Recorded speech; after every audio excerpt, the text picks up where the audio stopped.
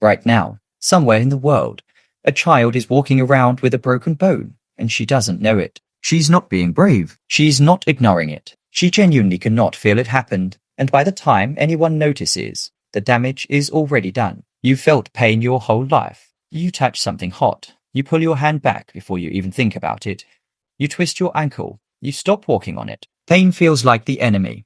It feels like the thing that ruins your day. But what if you never felt it at all? Here's the number that should stop you cold. Most people born with this condition don't make it past their mid-20s. Not from disease, not from accidents you'd expect. They die from injuries they never even knew they had.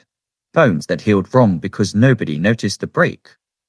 Infections that spread for weeks because a wound never hurt enough to check. No alarm system means no warning, and no warning, over enough years, quietly kills you. It sounds like a superpower. The truth is much darker, and it's not hypothetical. There are people alive right now, living exactly this life, and their stories reveal something most of us never think about. Pain isn't the problem. Pain is the thing keeping you alive. Let's start with what pain actually is, because most people get this wrong. Pain isn't damage. Pain is a warning system. When you step on a nail, specialized nerve endings called nociceptors fire a signal up your spinal cord to your brain, and your brain translates that signal into something you desperately want to stop. That's the entire function of pain.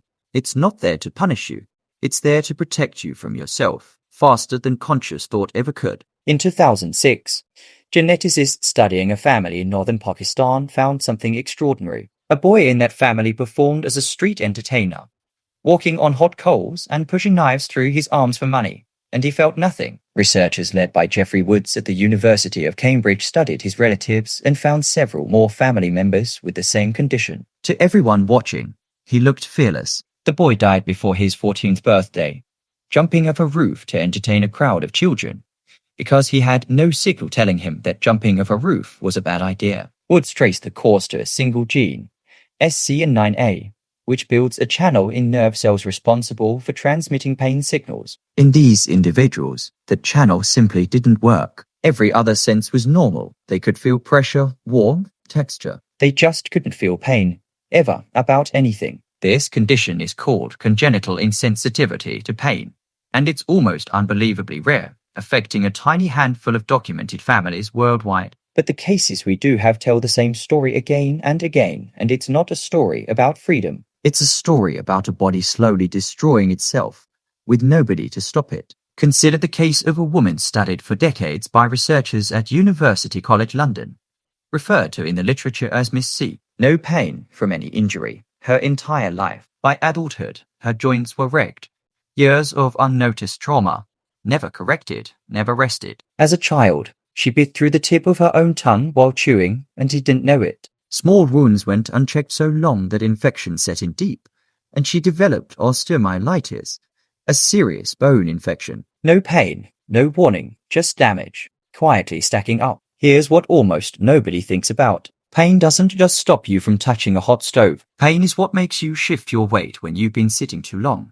It's what makes you adjust your posture, favor a sore muscle, chew carefully on one side of your mouth after dental work. Without pain, none of those automatic corrections happen. Your joints wear down unevenly. Your bones fracture under stress you never notice.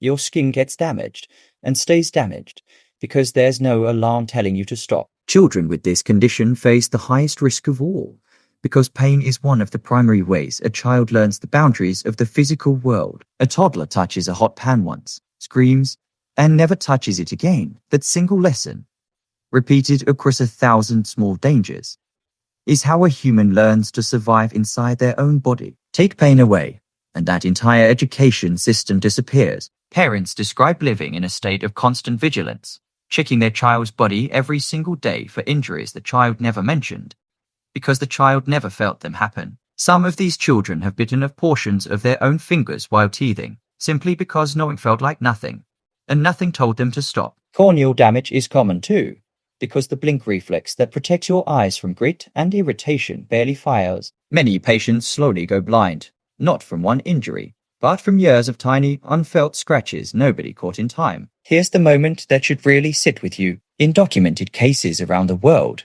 doctors have found patients with third-degree burns who never sought treatment, because the burn never registered as anything worth mentioning. Not a scream, not a wince, just skin quietly destroying itself while the person went about their day. But here's the strange part. None of this is actually what kills them. And here's the part that makes this so much more than a medical curiosity. It forces you to ask what pain is actually for on a species level, not just an individual one. Evolutionary biologists have long argued that pain sensitivity was one of the most powerful survival tools our ancestors ever developed. An early human who felt intense pain from a snake bite learned instantly to avoid that snake's territory. A human who felt nothing made the same fatal mistake over and over, with no internal signal ever correcting the behavior. Over enough generations, the individuals who felt pain most efficiently were the ones who survived to pass on their genes. Pain wasn't a flaw in the design. Pain was the design. But if pain is this essential, why does it sometimes feel like it goes wrong? Why does chronic pain exist? The warning system keeps firing long after the danger's gone. Researchers studying chronic pain have found the nervous system can become sensitized. The same alarm that once protected you now sounding for no reason at all, like a smoke detector that won't stop beeping after the fire's already out. This is pain's biggest weakness. It's an ancient system built for saber-tooth cats and burning branches and broken bones, not built for a modern world of long-term illness, nerve damage, and stress that never fully switches off. The alarm still works. It just doesn't always know when to stop. Which brings us to an uncomfortable question. If scientists could switch pain off completely, safely, permanently, for everyone, should they? In the 2010s, pharmaceutical companies tried exactly that, developing drugs to block the same SCN9 channel found missing in these families, chasing a painkiller with zero addiction risk. The logic seemed perfect on paper, but the naturally pain-free families had already answered the question before the scientists asked it. Feeling no pain doesn't mean living without suffering. It means living with a body that can't tell you something's wrong until the damage is severe, sometimes permanent, sometimes fatal. A full pain switch isn't a cure. It's a removal of your only early warning system. And today, that same research has quietly shifted from total pain elimination to something much smaller and safer. Partial relief, not silence. So think about your own relationship with pain differently for a second. That headache that ruins your afternoon, that sore muscle after a workout, that ache in your back from bad posture. These aren't malfunctions. They're your body sending you memos. Constantly. Quietly, keeping you alive in ways so automatic, you never even register them as protection. You flinch away from a hot pan a full half second before you consciously register heat. You shift in your chair every few minutes without ever deciding to. You've never once let a cut sit open and infect it because it hurt too much to ignore. Every single person with congenital insensitivity to pain who has ever been studied has needed the same thing to survive. Someone else watching constantly, checking for what their own body could never tell them. That's what a life without pain actually looks like. Not freedom, total dependence on other people to do the one job your nervous system was built, over hundreds of thousands of years, to do for you automatically, silently. Every second you're alive. We spend our whole lives trying to avoid pain, numbing it, medicating it, complaining about it. But somewhere in northern Pakistan, in a family whose children rarely live past their 20s, there's a lesson written into their DNA that most of us will never have to learn the hard way. Pain was never the enemy. It was the thing standing quietly between you and everything that could kill you. And you never even had to say thank you. The only reason pain hurts is because evolution cared whether you live tomorrow. So here's the question I want you to actually sit with. If you woke up tomorrow morning and never felt pain again for the rest of your life, no aches, no injuries, nothing, would you call that a blessing or a curse? Tell me in the comments and be honest.